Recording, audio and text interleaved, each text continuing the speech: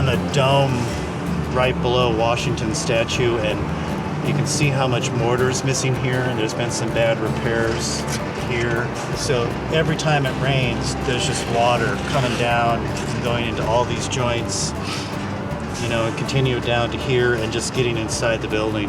Where all this mortar is missing here, that's kind of the major work they'll be doing up here, is repointing all this to get it watertight. In March, Lorraine Schnabel, our stone conservator, came out. She assessed the damage. The statue looked really good when we got there. He looks even better now, so he'll stand the test of time. In the bed joint between the bottom of the statue and this curved piece, it looks like there's a lead filling. It was not uncommon for lead wool to be packed into joints that needed to be watertight. But lead was also used as a shim for setting stone and leveling it as it was being set. So it could be lead sheet as well. It's kind of the configuration of it, it's kind of hard to tell what it is. But there's definitely lead in there.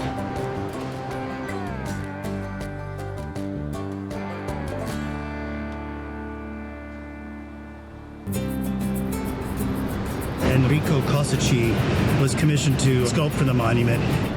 And the moment in Washington's life that he is depicted is he is resigning his commission as Commander-in-Chief of the Continental Army at the close of the Revolutionary War.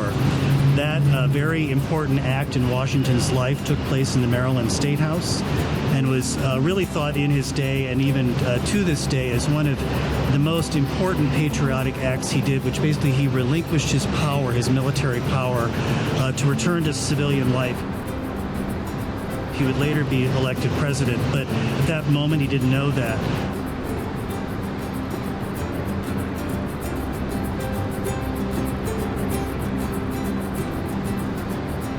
They had known from the beginning that it was too large to lift in one piece. It's about 14 feet tall, and so it had been cut into 3 pieces. And to raise it to the top, Mills devised a very complicated, but in the scheme of things, simple hoisting system with a derrick and pulleys.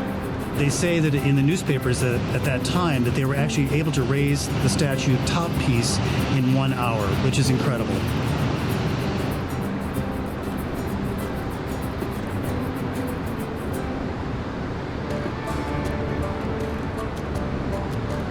We're at the lower section of George.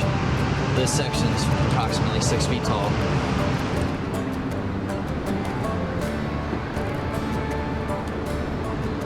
There were already rectangular-shaped Dutchmans installed. We believe theirs could possibly be the lifting points for these stones.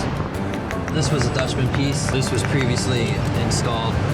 All we did was rework some of the patching around it. Right now we're in the middle section. It's approximately 4 foot tall. At each level of the sculpture, there's a mortar joint. We raked out all the existing mortar. We grouted inside of here to reduce friction between the stones and then repointed. There were small fissures that we infilled with mortar to try to prevent stone loss. And throughout were old holes from the original lightning protection that we plugged. Throughout the hands where he was grabbing the scrolls, there was a lot of surface cracks that we infilled to prevent water damage. Old school techniques, they used lead to pack the joints to water seal them. When we did the repairs, we did have to tamp some of the lead back into the joints, and then we were able to patch over top of that to make it look more uniform. We're at the top of George. We were really happy when we came up here and saw what kind of condition he was in. He did have a lot of small fissures running through the top of his head and down the back side of his head that we filled with the lime mortar. On this side, we believe there's a lifting point here, and there's heavy erosion throughout the back part of the shoulder. So we color matched and patched to infill the erosion loss and to fill in around the lifting point. Right here was the secondary lifting point. It was the same size and dimension as the one we found on the shoulder. So we believe behind this pentagon-shaped Dutchman that there is a rod that goes from here down the arm to secure the arm from where it was fractured to support the weight of that arm.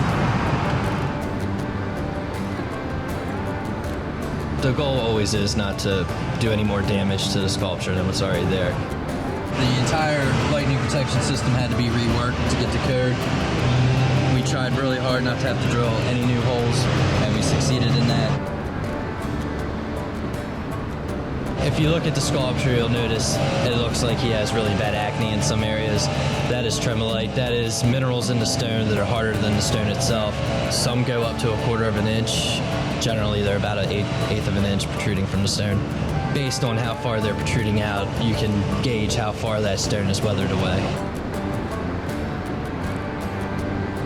It had been a long time since anybody had even gotten close to taking a look at the sculpture. For being up there weathered for all those years, it was actually in really good shape.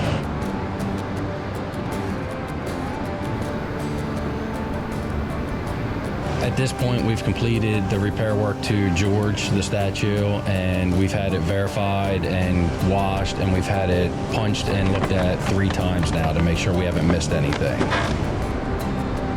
We're all very excited to see the unveiling of the monument.